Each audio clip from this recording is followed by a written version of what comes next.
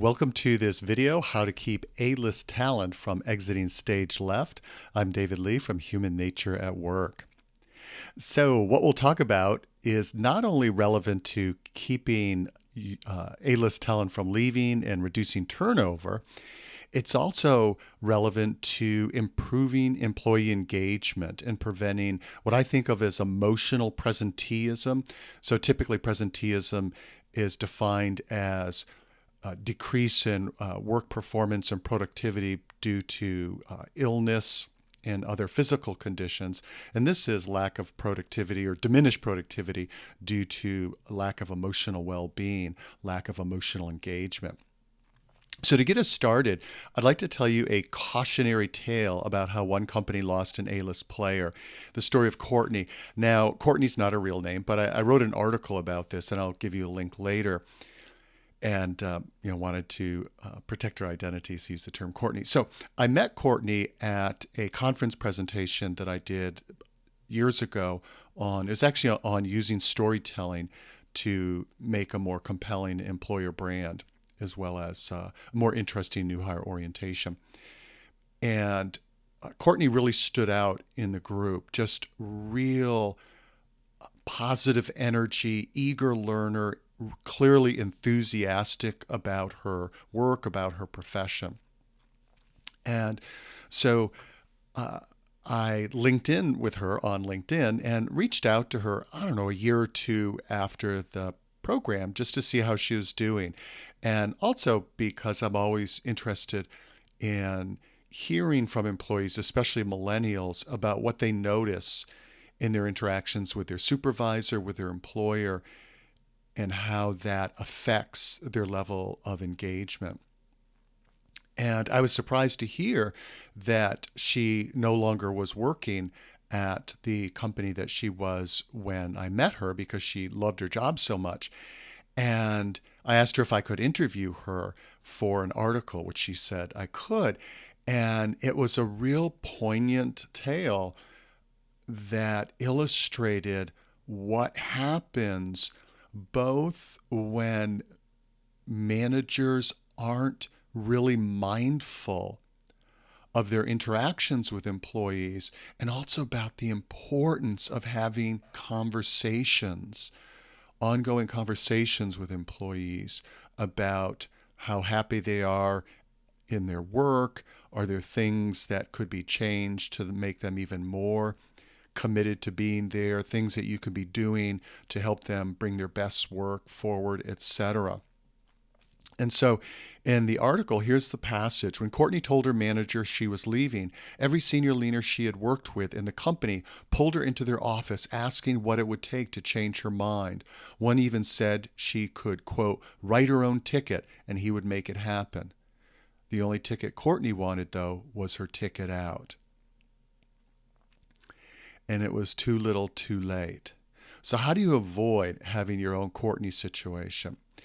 Well, look, that's what this video is about. So we're going to explore 4 things you need to know to retain talent. What today's talent is looking for, if you're actually delivering it, and then how to deliver it if you're not, and then perhaps most importantly, how to have the conversations you need to have to find these out. So real briefly where this comes from, it's not going to turn into a long drawn out, let's talk about me sort of backstory. But I do want to give you some backstory. So part of where this information comes from is interviews with employees, again, especially millennials, finding out for those employees who absolutely love their manager, what does their manager do that makes them bond so strongly to their manager and want to do the best possible job? And what are the things that their manager doesn't do that other not so great managers do? It also comes from interviews with employees who are not happy with their manager and not happy with their employer, and finding out what are those moments of truth that cause them to care a little less about doing a great job and cause them to start to think about leaving. It also comes from, you might recognize this person, Cesar Millan, the dog whisperer. It also comes from not research on dogs, but research on human nature, hence Human Nature at Work. And I love using Cesar Millan as an analogy because you think about what does he do? He helps dogs bring out their best selves.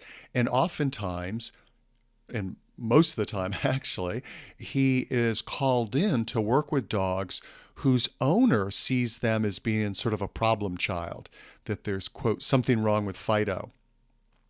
And what Cesar knows is that most of the time it's nothing wrong with a dog, or maybe the dog has issues, but the problem is that the owners don't understand canine nature. So they're relating as if they're relating to a human. And because Cesar Millan understands canine nature, he's able to bring out the best in them. And so I think of a lot of the work that I do is helping people become people whisperers, or managers become employee whisperers, by understanding more deeply about human nature. And so principles of human nature play a significant role in my work with managers and in this video. So we're going to combine the what, if, and the how. And before I ask you these questions, I want to ask you sort of an overarching question, which really frames the mindset and strategy that I believe employers need to have when thinking about how do we retain our A-list talent. And that's to draw comparisons with what great companies do in their relationship with their customers. So number one is they know what their customer wants and values and what they want and value most. So whether you're a company that provides a service, a product, or let's say you're in healthcare, it's critical you know what your customers want and value most. Do you know what your employees want and value most? And it's also obviously important to find out if you're delivering that. And so successful companies are very actively involved in soliciting input and feedback from their customers, especially their most valuable customers. And as part of that, to make that work, it's so important to make it easy and continuous for customers to give you the feedback and ask for what they want. So if customers get the message, you really take their feedback seriously, they're more apt to give it to you. They're less likely to not give you feedback about, quote, little things. Let me say it in a positive way. If you make it ultra clear that you really want their feedback and you're really interested in constantly improving the experience that you deliver in the products, etc., if you make it super clear that we need your feedback, we want it, then customers are much more likely to give you more like little things kind of feedback, and not just give feedback when they're really upset, because they know you want the feedback. Let me tell you a super quick story to make this point clearer than I think I'm making it. So I remember years ago, I was traveling in upstate New York, and I stopped at a restaurant. It was called the Blue Dolphin. And on the menu, it said something like this: whether you're a local or a tourist traveling through, we want you to love your meal. If there's anything that is not at all wonderful about your meal, please let us know and we'll make it right. That's obviously not verbatim, but that's the gist of it. And I thought, how wise that approach. Because if you think about your own experience at restaurants, unless you're super assertive, there's probably been many times when the server said, "Hey, is everything okay?" And you respond like, "Oh yeah, it's great," even though it wasn't, because you just don't want to deal with the awkwardness, and you might think they're probably not going to pass it on anyway, so why bother? And when that happens, there's all kinds of little things, like maybe a particular meal was too salty or was a little bland, or maybe it wasn't hot enough, or maybe the music was too loud, whatever it is, little things that you might think, oh, I don't want to sound picky, so you don't bring them up. but they diminish the overall experience, you're much more willing to give that feedback because you feel like you're helping them because they made it clear they want to know that feedback. Versus if I bring it up, they're going to think I'm being picky, and it's going to make for an awkward situation. So that's incredibly important if you want to get the information you need to delight your customers. And then also, companies that are great at customer service think experience, not transaction. So they are constantly thinking, how do we create a great emotional experience versus how do we create processes that are the most efficient? Because they get it that their ability to hold on to customers and not have customers defect is hugely related to their ability to create a unique and uniquely wonderful experience. Wise employers do the same. And then last but not least is recognizing that everything matters. Now, this comes from the world of branding. I heard this term from Scott Bedbury, who wrote the book, A New Brand World. He was a brand manager at both Nike and Starbucks. And he tells this cool little story about when he first came on board at Starbucks, and he was trying to get a sense of what the key ingredients of Starbucks' incredibly powerful brand were. And he posed that question to their chief coffee buyer at the time. And he said, is it the proprietary roasting method? Is it the layout of the stores, the way we train our baristas? And he's naming off all these factors and asking, like, what's the most important? And the chief coffee buyer, Dave Olson, ponders this. And then he looks at Scott and he goes, everything matters. And then he went on to talk about how Starbucks is so diligent and focused on every little interaction with the public because they get it that every interaction, every decision they make in terms of store layout, product choice, even down to, and Scott Bedbury in his book talks about this story, even down to the choice not to save money by having cheap toilet paper in the bathroom, because doing so didn't fit with their brand. And so everything matters is a mantra that I've talked about for years and talking with managers and employers in general, in the sense of every decision you make, every communication you make, every interaction with employees matters in terms of whether it improves or damages engagement, and that they also matter in terms of what they communicate to employees about what you think about them, how much you care about them, how you feel about them. So asking yourself, are we putting the same intellectual rigor and attentiveness to our employees and our employee experience as we do with our customers? So I'm going to go through a list of 10 questions, and please rate yourself how well you're doing in these different areas. So when I say you, it could be either you, the employer. So if you're a business owner, senior level leader, or HR leader, you can answer this for the employers as a whole. Or if you're a manager, it'd be you, the manager.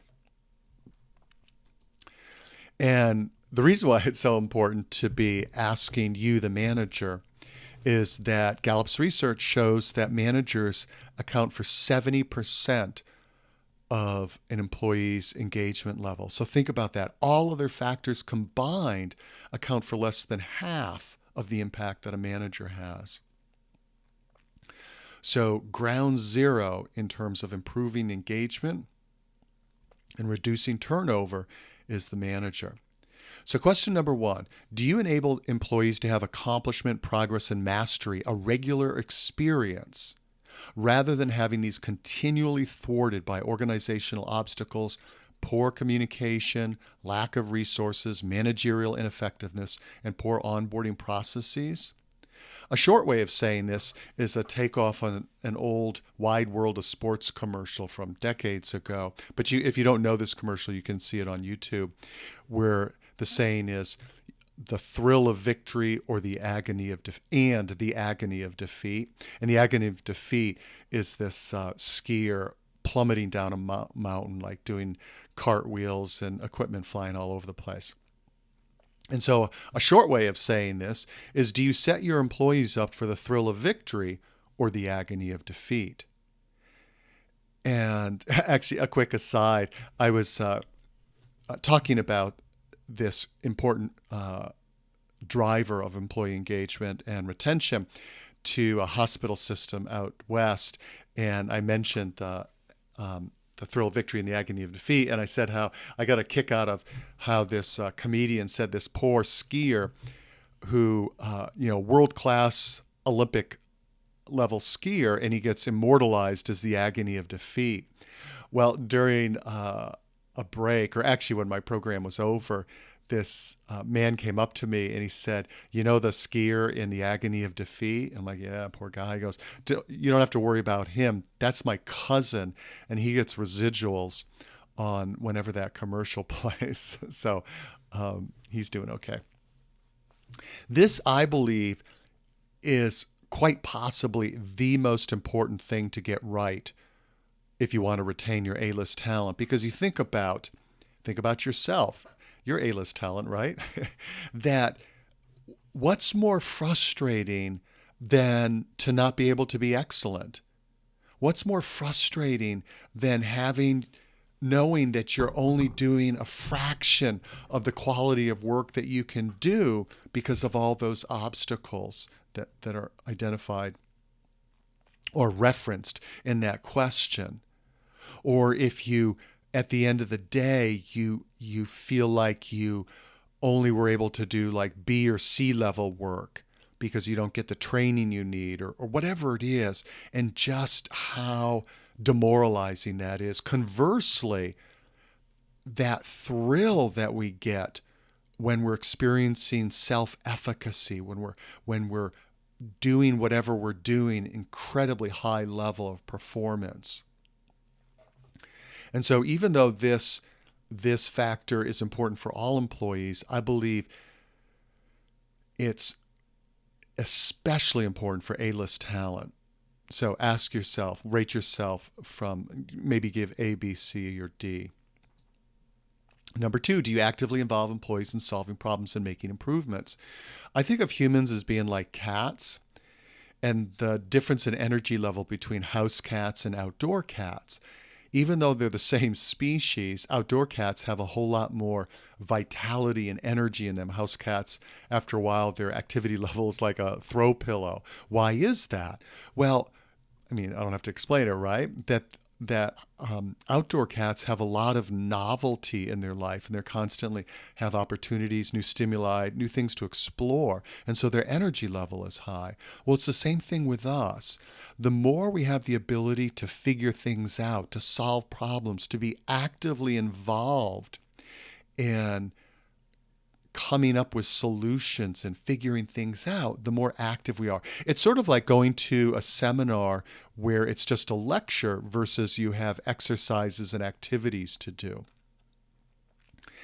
And one of the things that we know about human nature is the desire to learn is a fundamental hardwired desire. In fact, I was listening to an old Peter Senge, the author of The Fifth Discipline, speech from the 90s, and he was quoting a famous anthropologist, I think it's Edward Hall, who said that the drive to learn is the most fundamental drive, even more fundamental than the drive to procreate.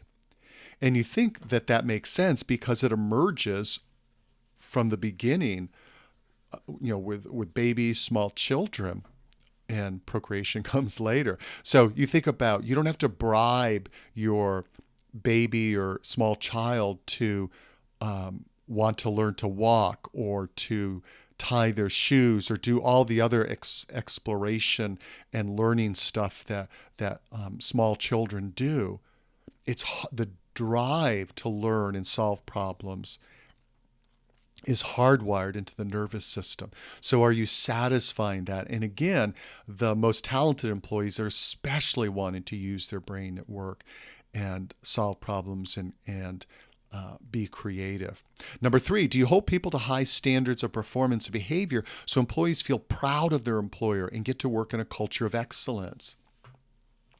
This is, I think, oftentimes the weakest link, even in companies that have great cultures, is an inability to have the hard conversations to hold people who aren't performing up to high standards or who are behaving badly, being afraid to have the conversations to hold them accountable for that. And you think about it, the best want to work with the best. And so if that is being tolerated in your company, your organization, your business, then not only do all your employees notice it, but especially your A-list employees. And so asking, are you willing to become less appealing to A-list employees because you're not willing to have the hard conversations? And hopefully the answer is like, no, I'm willing to have those conversations. So go ahead and rate yourself on number 3. Number 4, do you satisfy the need to matter by encouraging and using employee ideas and feedback? So this is obviously related to the solving problems and making improvements question, but it's a little broader in terms of, let's say you're having some rollout of a new software system or a new process. Do you actively involve employees in coming up with ideas about how to make that rollout the best possible? Are you actively involving employees in ideas about how to make it a better place to work? Or it could just be as simple as it being a regular practice, let's say as a manager, when there's something that you're thinking of trying out, or it's up to your team to execute something new coming down the pipeline, to just make it a regular practice of, in your regular conversations with team members, to say, hey, what do you think about such and such? Any ideas on how we can make that better? Or, hey, I've been thinking about our how we onboard new customers, and I'm curious if you have any ideas about things that, based on your interaction with our customers, things that you think we could do a whole lot better. So it doesn't have to be some big fancy, full of hoopla, give us all your best ideas kind of thing. I think more importantly is when it's just a part of everyday conversation. So do you do that? Number 4. And that's so important because we know part of human nature is that one of the most fundamental needs for humans is the need for meaning and purpose in our lives. And so one of the ways we satisfy that in the workplace is that our ideas and our feedback matter. So we sense that we matter. We're not just, a nameless, faceless number in this organization. Number 5, do you give employees as much flexibility, decision-making latitude, and job autonomy as possible? Interesting research by Blessing White showed that autonomy, so having as much decision-making latitude, flexibility, sort of running your own show in your job and not always having to run to your boss to ask for permission, that autonomy was the number 1 driver of discretionary effort. So discretionary effort is any level of productivity or going the extra mile to give better customer service, or whatever, any degree of better than is required to just keep your job. So let's say there's this hypothetical scale of 0 to 100, and 100 is like the ultimate. You couldn't be any more productive and any more awesome at what you do. And let's say 60, whatever these units are, that 60 is what you need to perform at to keep your job. And let's say you perform at a 70 or an 80 or 90 or 95, again, whatever those specifically refer to, that extra between 60 and whatever number, that's discretionary effort. You don't have to do that, and because you'll still keep your job if you don't. But what makes people do that extra? Autonomy is the number 1 driver. So, are you giving your employees as much autonomy as possible? And you don't know that unless you have conversations with them to find out. Number 6, do your managers show interest in employees' professional development, including engaging them in projects that add to their professional skill portfolio? As you're probably aware, there's lots of research showing that, especially among millennials, having opportunities for professional development is a huge driver, not only for attracting talent, but retaining and engaging talent. And so, are you doing that? I remember years ago when I managed a small team of trainers for an insurance company. I remember them telling me that the thing they appreciated most about me compared to their other supervisors was that I asked them about their professional development interests and looked for opportunities to engage them in projects and activities that enabled them to develop in those areas. And they said, we really appreciate that you just don't see us as our only existence is to pump out seminars, but you care about us as individuals and about our careers. And I tell you, in my interviews with millennials, very often the ones who love their supervisor, that's one of the things that they identify, that the supervisor shows interest in their professional development and doesn't just see them as a tool or a piece of software, an app that gets a result that the manager needs. It's like, I care about what's important to you, and I know part of that is growing your career. So how well do you do that? Number 7, do you continually connect employees with the why by sharing customer and community involvement stories with employees, showing how you and they together make the world a better place for your customers and community? This is huge for a couple of reasons. One is it goes back to that core need for meaning and purpose.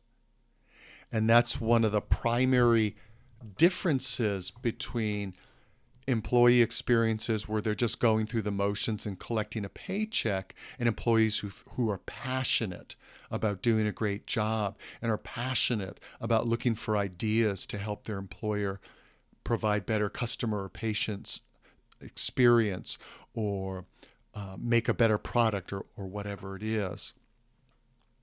And so one of the things I recommend that you do to dig deeper into the idea of sharing customer and community involvement stories with employees is to do a Google search for Adam Grant and then do outsourcing inspiration and then do hbr.org. So Harvard Business Review, the online publication. And there's this amazing article that he wrote several years ago on the impact of what happens when employees hear stories by the customers their work helps. And there's examples where he shares where it made a 200% increase in how much money was raised by scholarship fundraisers at a university. And in another situation, it increased the amount of funds raised by 400%.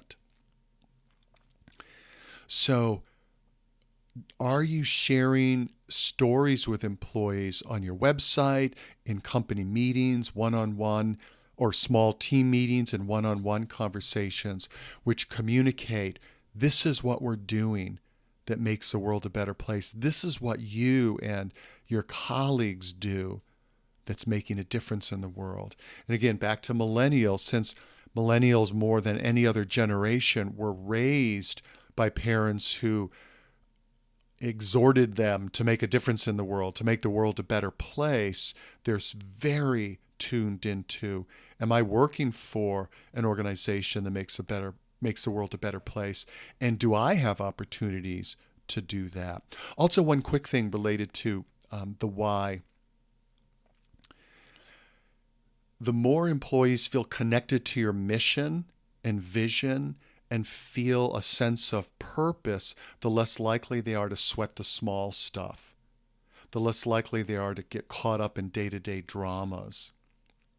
And if you Google Maslow's hierarchy of grumbles, not hierarchy of needs, because Maslow actually talked about a hierarchy of grumbles, you'll read more about why that's so. So, number 7, how well are you doing that? Number 8, do you recognize and express appreciation for hard work, sacrifice, and excellence versus taking these for granted? One of my favorite sayings for managers is what you appreciate appreciates. So if you express appreciation for hard work, for working over the weekend, for clearly an employee going the extra mile to create an excellent product or service or whatever it is, do you let them know? Because what appreciates. They get it, that you really recognize that when you do that, A, they recognize that you recognize they did it, so they don't feel taken for granted. Also, though, B, because you express appreciation, then they get it that you really value the fact that they do it. So it's like, why bother if my boss doesn't care about whether I do it or not? And also, obviously, it just feels nice to be appreciated. So are you doing that? And this is an area I think most managers have a tremendous opportunity for improvement. Number 9, do your managers, and if you're a manager, do you know enough about each employee so that employee is managed in ways that brings out their best, most productive self? So Marcus Buckingham, one of the co-leads on Gallup's famous Q12 project, where they identified the 12 best predictors of employee engagement. One of the takeaway messages from that research was, he said, mediocre managers play checkers with employees while great managers play chess. And oftentimes at seminars when I ask people, so what's the difference between checkers and chess? Almost without exception, the first response is strategy. And while, yes, chess has much more complex strategy, the fundamental difference and why the strategy is more complex is different pieces have different rules of engagement. Great managers know that different people have different drivers of engagement, or as I like to say, they have their own engagement recipe. Each person has their own preference in terms of how to get feedback, how to receive recognition, how much autonomy they want. And so if you want to bring out the best in each person and make it really hard for them to leave, then know enough about them so you know their unique recipe, engagement recipe, and what management style works best for them. And I'll talk a little bit in a moment about how to do that. Last but not least, number 10, do your managers show concern for and interest in employees as people with personal lives outside of work and not merely as machines or apps whose only value is the output they produce? I mentioned this earlier as an add-on to showing interest in employees' professional development. But I just want you to ponder that. Think about your own experience when you've had supervisors who it was clear they didn't really care about you or your well-being. It's just your only value is what you could produce. And its effect on you, whether, long hours or if they are not respectful or whatever negative things going on, they didn't care about that. The only thing they cared about is, did you deliver the goods? And you think about how different you feel or felt working for them versus a manager who cares for you as a fellow human being, and how much way more committed to them and loyal to them and wanting to do a great job, not just because of professional pride, but wanting to do a great job because you want them to be happy. And time again in my interviews with millennials, that's what they would bring up, is the managers they loved. It was clear to them that that manager cared about them as a person and was interested in their well-being and like, how are things going, outside of work. And if you're wondering about, I don't want to hear TMI, obviously that can be part of the conversation in terms of setting boundaries. But I can't overstate the importance of having genuine concern at a human level. So what next? So if you're in HR, share this video with your managers. Ask them how you and your employer can support them because they're ground zero. And examine how well your organization satisfies. Actually, it's 10 factors. I took one out and blended two together. I keep forgetting to change that. Examine how well your organization satisfies the 10 factors, communicates a central role managers play. So do your managers get it that they're ground zero? How well does your organization invest in managers being able to excel in their role as getting the best results out of their people? And how well do you provide the structure and accountability so it's on the minds of managers how well they're doing in these areas, and they are held accountable for engagement and unwanted turnover? There's obviously a difference between good turnover and bad turnover. And share your findings and recommendations with senior management. So based on your conversations with people, maybe even doing a simple survey to find out here's where we're lacking, here's what we need to do. Now, if you're a manager, what to do? Identify 2 or 3 of the low-hanging fruit you can address first. So let's say it's involving employees in problem solving. You're like, I never do that, and that's pretty easy to do. Okay, maybe start off with that and 1 or 2 other areas that would be so simple to implement. Share with your team and get their feedback anonymously. So you can share these 10 items with your team. It's, like a survey monkey, and have them rate how well you're doing, like give a grade or a score from 1 to 5 or 1 to 10. If you want to do the full version, email me. I've got 61 questions that can transform your workforce, david@humannaturework.com. And use the assessment as a catalyst for what I call help me, help you, help us conversations, which I'll touch on in a moment. And last but not least, learn more about the drivers of retention, high engagement, and how to satisfy them. This will help you be an employee whisperer and know what questions to ask and what to pay attention to that will help you retain your A-list talent and engage them. So that's the what, if, and how. Let's talk just briefly about how to have the conversations, because to find out if you're delivering what today's talent wants and then how to make sure you're delivering it better, that requires having conversations. So one of my little mantras is it's all about the conversation. Any better result you want at work probably involves having a better conversation. So one of the types of conversations that's become somewhat in vogue in the last few years is what's called stay interviews. And basically, as the name implies, they're all about, hey, how can we keep you from leaving? Now, those are great. They're much better than exit interviews. Hey, how come you're leaving?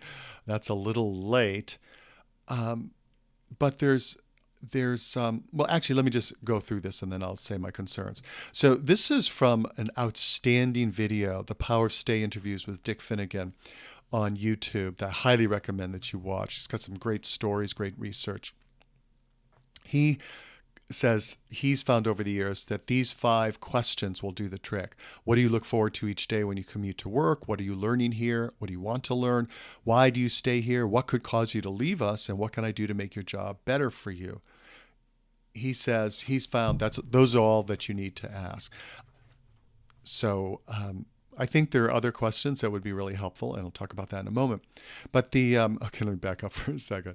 The problem, in my opinion, with stay interviews is they don't give you enough information, number one, and actually maybe even before number one. At the foundational level, I think it's kind of an awkward posture.